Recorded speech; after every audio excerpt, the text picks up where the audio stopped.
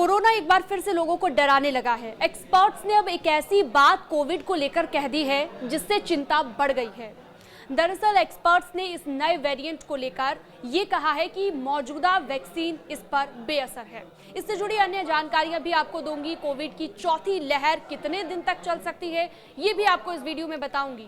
अगर कोरोना की चौथी लहर आती है तो कितने दिन तक ये लहर चलेगी वो भी इस वीडियो में मैं आपको बताने जा रही हूं। दरअसल देश में कोरोना वायरस के मामले तेजी से बढ़ रहे हैं। आज एक्टिव केसों की संख्या 1326 पर पहुंच गई है। मौत की संख्या 14 हो गई है। इनमें सबसे ज्यादा मौत अब तक महाराष्ट्र में हुई है। लेकिन इन सब के बीच चिंता की बात यह है कि एक्सपर्ट्स ने यह दावा किया है कि जिन लोगों ने वैक्सीनेशन करवाया था उन्हें भी अब सावधानी बरतने की जरूरत है। इसकी वजह यह है कि वैक्सीनेशन नए वेरिएंट पर बेअसर साबित हो सकती है और इसे आप बेअसर साबित होने से नहीं रोक सकते। हालांकि वैक्सीनेशन की इम्यूनिटी अभी भी पूरी तरह से कमजोर नहीं हुई है।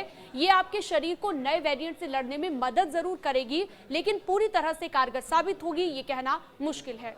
2022 के बाद नए वेरिएंट की वजह से कोविड पेशेंट कई बार बढ़े, लेकिन कोई भी गंभीर स्थिति पैदा नहीं हुई।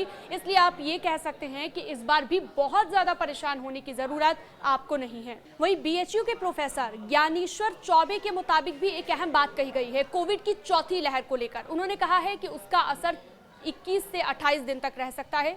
ये दूसरी लहर की तरह जानलेवा साबित नहीं होगी, ये भी उन्होंने कहा है। इसके अलावा WHO की भी बात कर लेते हैं। वर्ल्ड हेल्थ ऑर्गेनाइजेशन ने भी इसे चिंताजनक नहीं माना है। हालांकि निगरानी में रखे गए वेरिएंट के रूप में कैटेगराइज्ड इसे किया गया है। चीन सहित एशिया के दूसरे देशों में कोविड के बढ़ते मामलों में यही वेरिएंट दिख रहा है। इससे जुड़े अन्य अपडेट्स के लिए आप हमारे डिजिटल प्लेटफॉर्म पर जुड़ सकते हैं। न्यूज़ 18 को सब्सक्राइब करना बिल्कुल ना भूलिएगा। इसके और भी सब वेरिएंट्स जो है वो निकले हैं।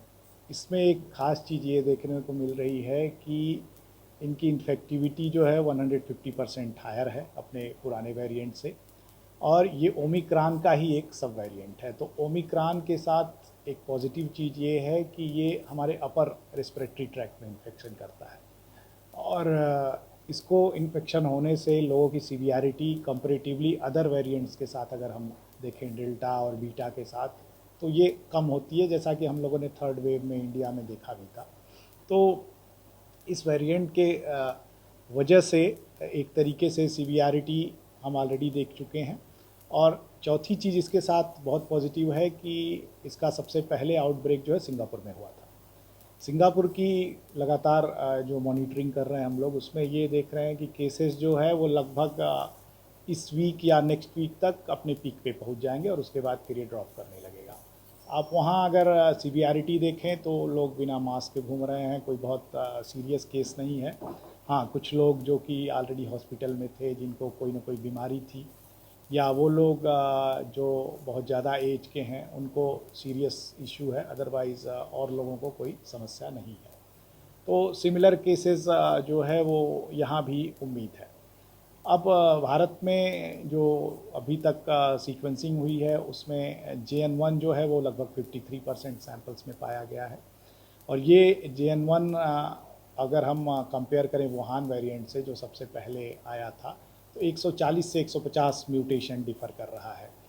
लेकिन जो पहला वेरिएंट था, जो अब का वेरिएंट है, उसमें अंतर ये है कि एंटीबॉडी का लेवल जो किसी पर्सन के अंदर है, या तो इन्फेक्शन होने से या तो उसको वैक्सीन लगने से, वो समय के साथ घटती है, क्योंकि एक समय के बाद एंटीबॉडी हमारे शरीर में नहीं रहती है। अब वो एंटीबॉडी का एक लेवल के बाद फिर से जो है पर्सन को इन्फेक्शन होने के चांसेस बढ़ जाते हैं।